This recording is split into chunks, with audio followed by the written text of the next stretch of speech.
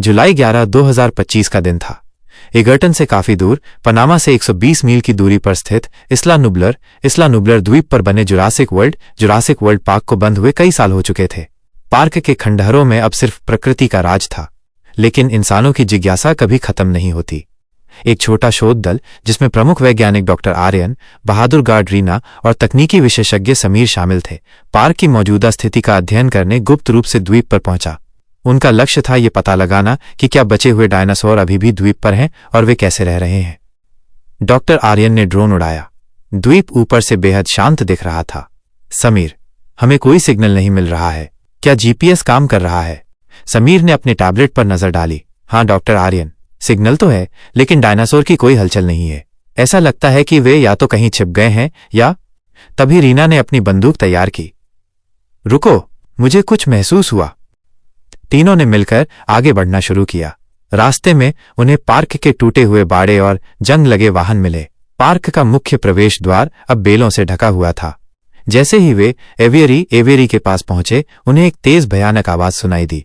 यह आवाज किसी बड़े जानवर की थी। यह आवाज तो टेरानोसॉरस रेक्स टी-रेक्स की है, डॉक्टर आर्यन ने फुसफुसाते हुए कहा। लेकिन वो पार्क के इस हिस्से में क्या कर रहा है? तभी सामने की झाड़ियों में कुछ हलचल हुई। एक विशाल साया दिखाई दिया। समीर का चेहरा पीला पड़ गया। ये तो रैप्टर है, लेकिन ये इतना बड़ा कैसे है? रीना ने कहा। दरअसल यह एक पुरानी प्रजाति का रैप्टर नहीं था। यह एक नया और भी खतरनाक जीव था जिसे शायद पार्क बंद होने से पहले गुप्त रूप से विकसित किया गया था।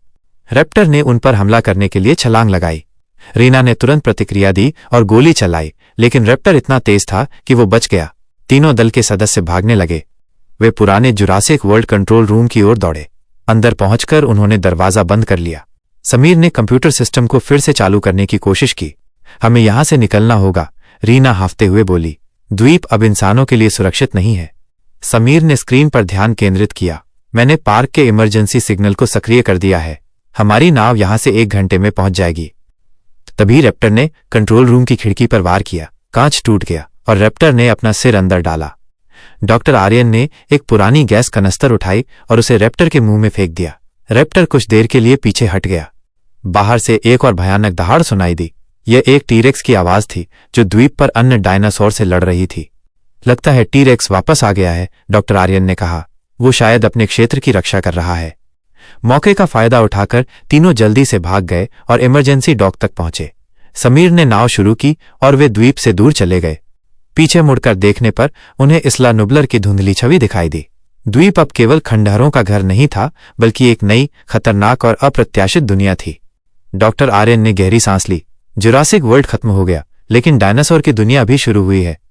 ये कहानी भविष्य की एक झलक थी, जहां इंसान और डायनासोर का संघर्ष अब भी जारी रहेगा।